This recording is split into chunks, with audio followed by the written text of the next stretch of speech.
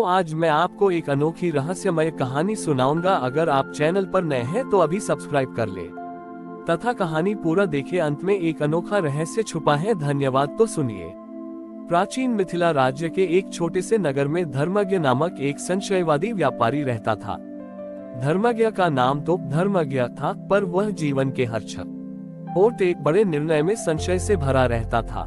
वह कभी भी आत्मविश्वास से कोई निर्णय नहीं ले पाता था, जिसके कारण उसके व्यापार में अक्सर हानि होती थी। धर्मज्ञ को इस बात का दुख था कि वह जीवन में कभी भी सही रास्ता नहीं चुन पाता।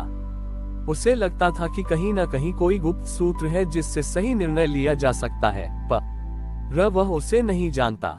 एक बार व्यापार में बड़ी हानि होने के बाद वह दुखी होकर देवगिरी पर्वत पर तपस्या करने गया। उसने दृढ़ संकल्प लिया कि जब तक उसे सही निर्णय लेने का अचूक सूत्र नहीं मिल जाता, वह अन्न जल त्याग देगा। अनेक दिनों की कठोर तपस्या के बाद उसे स्वप्न में भगवान विष्णु के दर्शन हुए। भगवान विष्णु ने मंद मुस्कान के साथ पूछा, वत्स धर्मज्ञ, तुम क्या चाहते हो?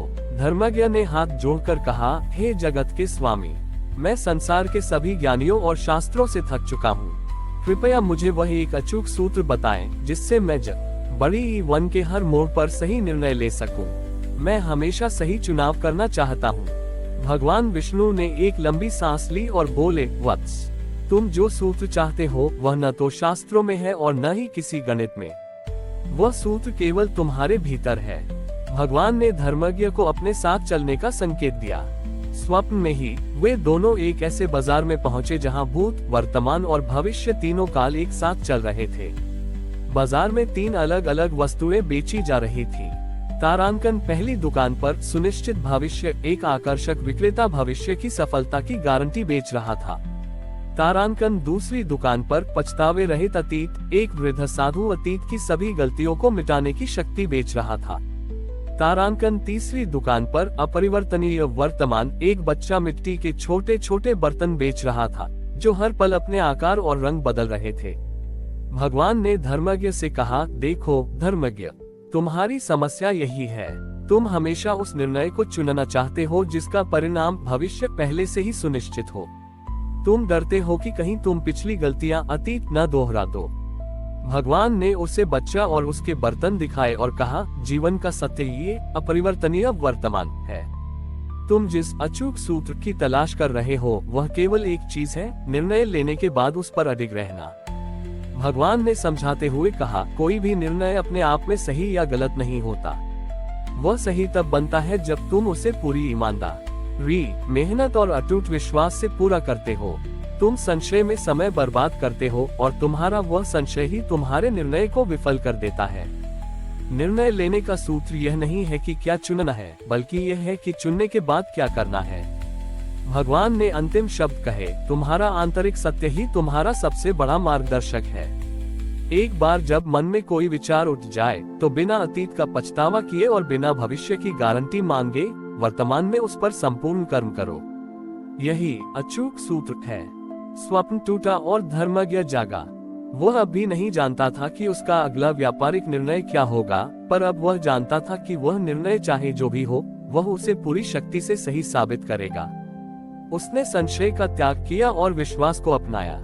धर्मज्ञ ने जाना कि सबसे बड़ा निर्णय क्या करना है नहीं, बल्कि करने के बाद कब भी पीछे नहीं हटना है होता है। धर्मज्ञ ने देवगिरी पर्वत से लौटकर अपने जीवन में एक क्रांतिकारी बदलाव किया। उसने संशय को त्याग दिया और छोटे छोटे निर्णयों में भी अब वह अपने आंतरिक सत्य पर भरोसा करने लगा। उसका व्यापार, जो पहले संशय के कारण अस्थिर था, अब उसके दृढ़ संकल्प के बल पर तेजी से बढ़ने लगा। कुछ समय बाद धर्मज्ञ की प्रसिद्धि केवल एक व्यापारी के रूप में नहीं, बल्कि एक ईमानदार और निर्णायक व्यक्ति के रूप में फैल गई। एक बार पड़ोसी राज्य के 2 भाई उसके पास एक जटिल विवाद लेकर आए। दोनों भाइयों के पिता ने मरने से पहले अपनी संपत्ति का विभाजन एक पहेली के रूप में छोड़ दिया था और दोनों ही भाई उस पहेली को अपने पक्ष में समझते थे। धर्मज्ञ को पता था कि यह एक ऐसा निर्णय है जिसमें वह किसी भी पक्ष को संतुष्ट नहीं कर पाएगा और इससे उसकी नई अर्जित प्रसिद्धि को भी हानि पहुंच सकती है। अतीत में होता तो वह इस दुविधा से भाग जाता, परंतु अब उसने भगवान विष्णु के दिए गए सूत्र को याद किया, निर्णय लेने के बाद उस पर अडिग रहना। धर्मज्ञ ने कई दिन तक मामले को समझा, शास्त्रों का अध्ययन किया और फिर एकांत में जाकर गहन चिंतन किया।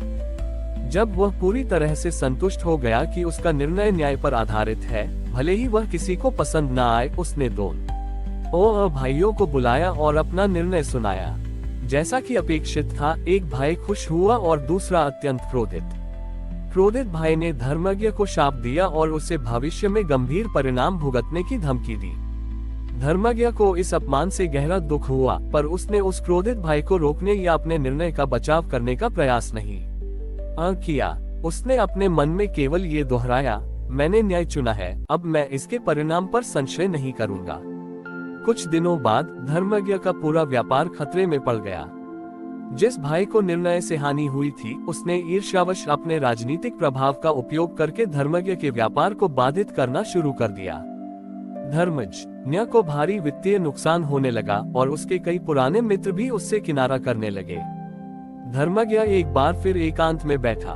उसके मन में संशय का एक हल्का सा बीज फिर से अंकुरित होने लगा। क्या मैंने उस दिन गलत निर्णय लिया? क्या मुझे दोनों भाइयों को संतुष्ट करने वाला कोई मध्य मार्ग चुनना चाहिए था? क्या सही निर्णय लेने का अर्थ हमेशा दुखों को आमंत्रित करना है? ठीक उसी क्षण उसके सामने फिर से भगवान विष्णु का दिव्य रूप प्रकट हुआ। भगवान विष्णु ने पूछा, धर्मज्ञ, तुम्हारे मुख पर चिंता क्यों है? क्या तुम्हारा सूत्र विफल हो गया?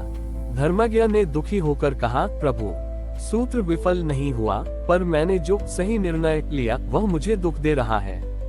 मुझे अपमानित होना पड़ रहा है और मेरा व्यापार नष्ट हो रहा है। क्या सही निर्णय का फल हमेशा कष्ट ही होता है? भगवान ने प्रेम से कहा, अंतिम सत्य यही है वत्स, तुम्हारे निर्णय का सही होना उसके परिणाम से नहीं आंका जाता। सही निर्णय वह होता है जो तुम्हारे आंतरिक सत्य और न्याय पर आधारित हो, भले ही उसका तात्कालिक परिणाम कितना भी कड़वा क्यों न हो। भगवान ने आगे कहा, यदि तुम उस दिन मध्य मार्ग चुनकर दोनों को खुश कर देते तो तुम्हारा व्यापार बच जाता, पर तुम्हारा आंतरिक सत्य नष्ट हो जाता। तुम अपने स्वार्थ के लिए न्याय से विचलित होते। अब तुम्हें जो हानि हो रही है वह परिणाम का कर्म है, न कि तुम्हारे निर्णय का दोष। तुमने कठिनाई चुनी क्योंकि तुमने सत्य को चुना। इस कष्ट को सहना ही तुम्हारे निर्णय को अमर बनाता है। धर्मज्ञ ने तुरंत अपने मन की निराशा को त्याग दिया। उसने जाना कि सही मार्ग हमेशा आसान मार्ग नहीं होता। उसने खुशी खुशी अपने वर्तमान के संकट को स्वीकार कर लिया, ये जानते हुए कि वह अपने आंतरिक सत्य पर अडिग है। धर्मज्ञ ने उस संकट का सामना अपनी नई दृढ़ता के साथ किया। उसने अपने व्यापार को नए सिरे से स्थापित किया और जीवन भर न्याय और आंतरिक सत्य के आधार पर निर्णय लिए। उसने सिद्ध कर दिया कि भगवान का अचूक सूत्र केवल एक दिशा निर्देश है। उस सूत्र को जीवन में ढालना ही भक्त का सच्चा कर्म है। हमारी और भी आध्यात्मिक एवं अनोखी कहानियां देखने के लिए हमारे चैनल पर जाएं तथा धार्मिक एवं पौराणिक अनोखी कहानियां हमारे चैनल पर है। कृपया जाके देखें तथा हमारे चैनल को सब्सक्राइब करके रखें और वीडियो लाइक जरूर करें। धन्यवाद।